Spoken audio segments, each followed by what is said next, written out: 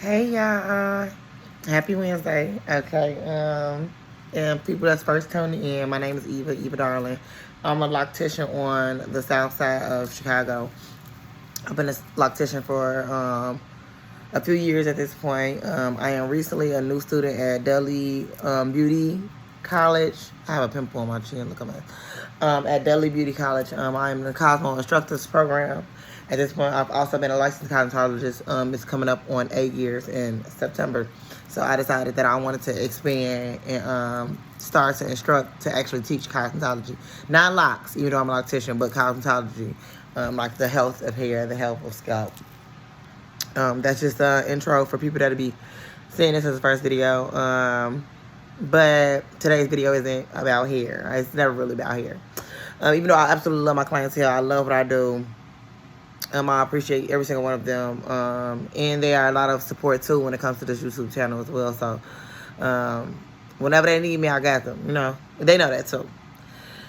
But today's YouTube video is, well, I would say lately in the last few weeks, even more so close to the last few days, I haven't been feeling my best. I can really say that. I can say I'm going through like a mix of feelings.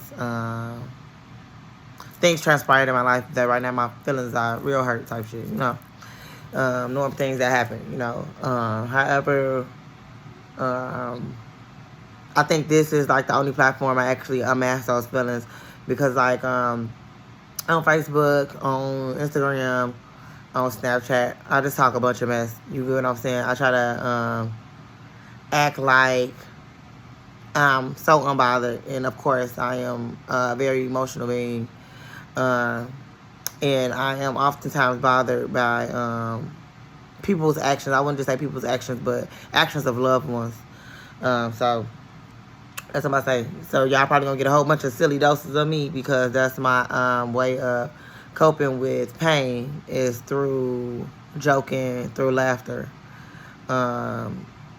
through I get real insensitive about my own feelings, if that makes sense. It kind of just helps me get through what I'm going through. Shit, if you can't laugh at yourself, you know, you have to be able to laugh at yourself because other people gonna laugh at you. You know what I'm saying? People don't, everybody that say they helping you, they ain't really helping you. You know what I'm saying? They just here to see, like, if you gonna let this be the end all be all. Like, you know, can you actually pull yourself up out of it, you know? So, I pulled myself up out of a lot. So, even though I thought today I would be really down, I had to think about, because now we getting into the meat of what the video is actually about. My baby, Ivy, everybody know Ivy. Her birthday is this Saturday. Ivy will be 8 years old. And I have to reflect back to 8 years ago. This day.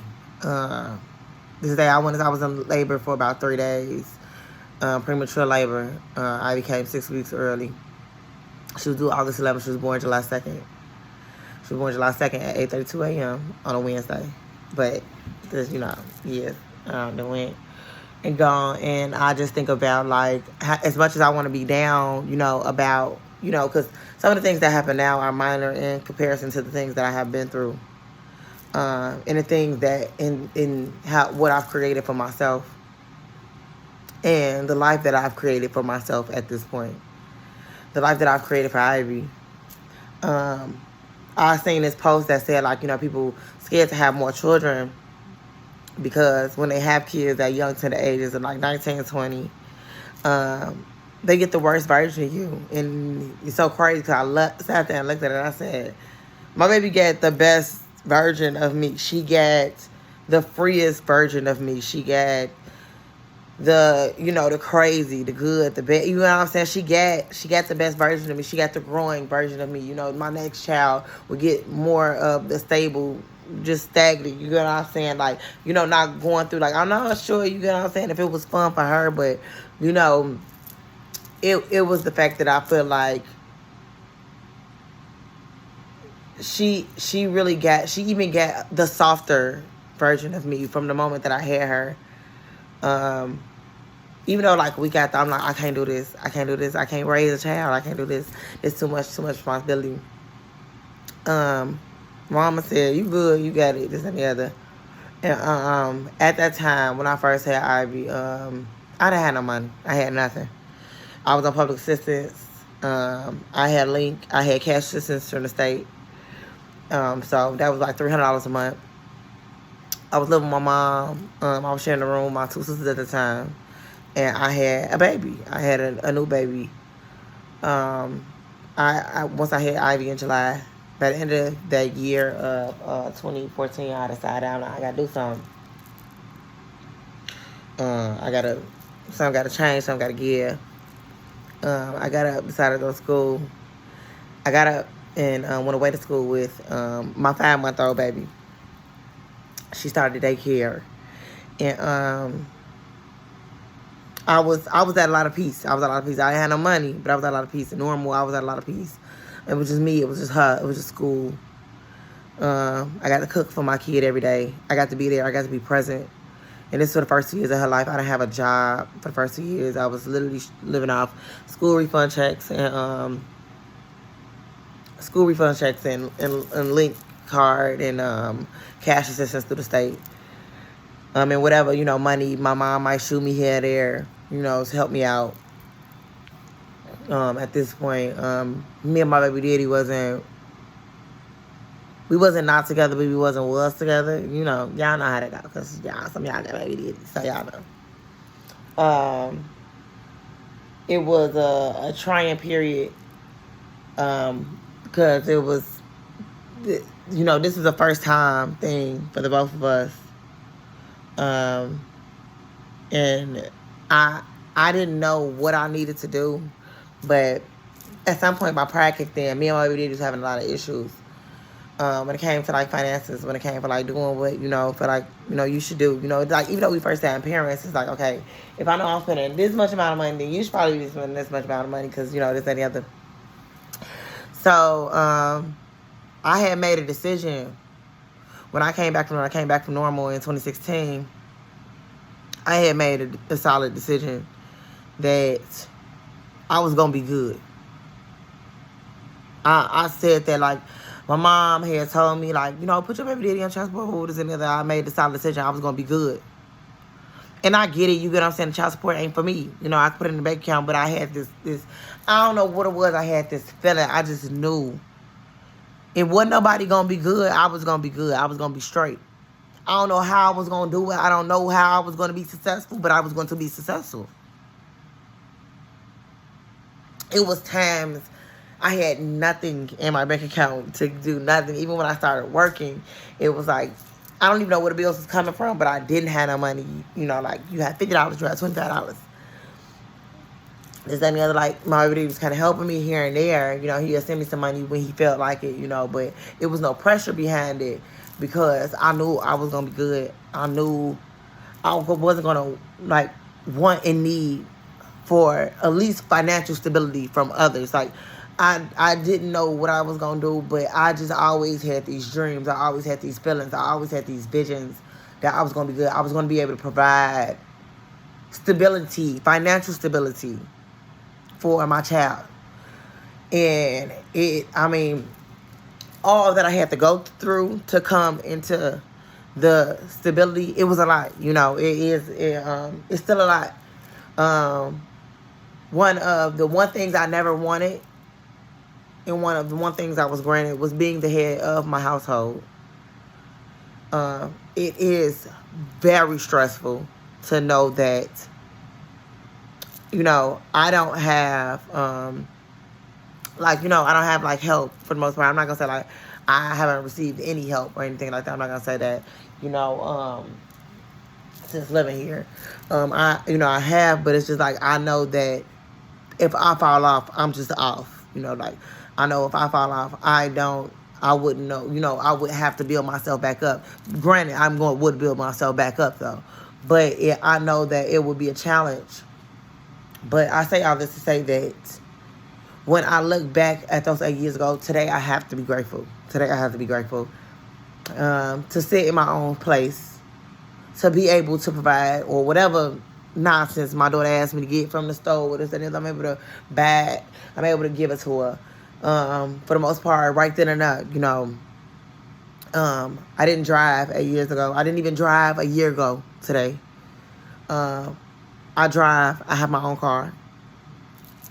And it's just like, I didn't know that I could sit here. Even last year, I went through this is very intimate. I went through a custody battle.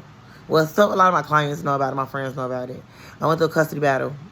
And as much as I didn't talk about it, as much as I don't think I felt like, I don't think I've ever felt like that about anything. And I think that at that moment, I felt like a sense of heartbreak, because it's like, I worked so hard to provide the stability for my child, because of course I wanted it too, but it's like, I feel like she deserved to live comfortably, because I lived comfortably as a child. My mother provided, comfortability for her children, period. So when I was served those papers, and it was a chance of Ivy being taken away from me, because the paper was for full custody, I was hurt, because I'm like, I've been doing so well. Up until last year, I had never had any situations with Ivy. I never had any court situations. She's never been hospitalized. Never had a DCFS case. Nothing. She's never been in a compromising position, and I'm blessed. I am blessed for that. Nobody. I know people go through things. I know kids go through things. I know, people trust people with their kids, and those people were not supposed to be trusted, or they didn't know, and stuff like that. So I was blessed. And even with the custody battle, I was granted full custody and full decision-making rights of my child. I didn't even take myself to court. I didn't even want this.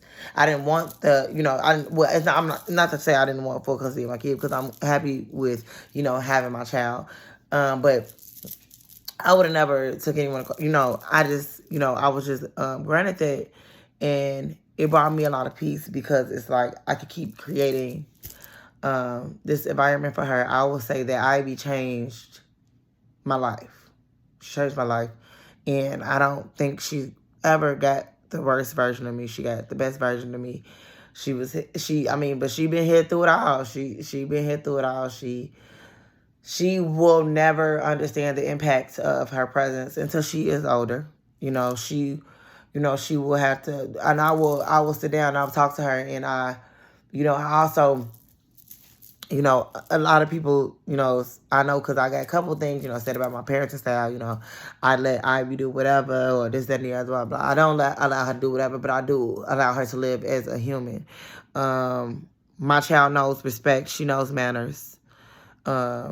But I will not water her down. I will not put her in a box. I will not say she's not allowed to, speak her mind. I will not say that she's not allowed to feel the way she feels. Now, I can't say that me and Ivy have not voiced our frustration, so I'm not going to say me and Ivy ain't getting into no arguments, but I do understand that, just like me, she is a human. She does have emotions. She does wake up sometimes, and she does feel certain type of ways about these days. She, just as well as I had to go through the custody battle, she had to go through the custody battle. And she's aware of what's going on. Even, day by day, she becomes more aware. So I have to be there for her through these things. I would say that, because it's crazy, because I was talking to Yale, and Yale was talking about his mom, and because you talk about your mom, you talk about all my mom did, like my mom, just when he's talking about his mom, made me think about my mama, and how she provided an open space for me to allow to build myself up to get to this point. I also would not be here without her. I wouldn't. And I know my mom worries about me so much. She worries about me. And I know that I have been distant in the last few weeks. I have been ignoring phone calls. I have been ignoring text messages, especially from loved ones, from family. It's just like I'm kind of going through this hazy period where I don't want to talk. I can't quite pinpoint it, but I just haven't want to talk. But I just know that I don't feel like, because if you don't want, I'm not happy about having more kids. But, so I'll be in the States. I don't know if I do, I don't know if I don't. But if I am granted with the blessing of another child one day, I do not feel like Ivy would feel that this child will be receiving more blessings than she has. Ivy is a blessing herself. Everybody loves Ivy. She is the light of the room. She is the energy in the room. It's like, Ivy will always be my aunt. I'll be out.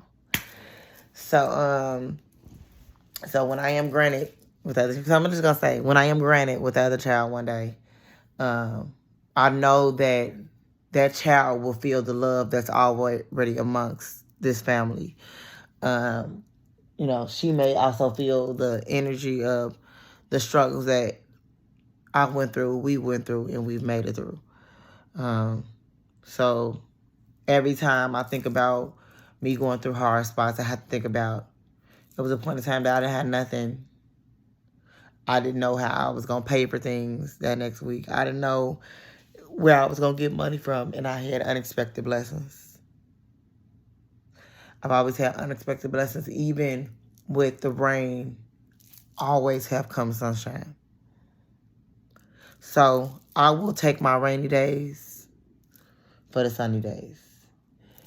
So today is just, me saying this to say, just be blessed. Even when you feel like, why is this happening to me? I don't know why it's happening to me. I don't know if it's ever going to make sense of why that specific event happened to me.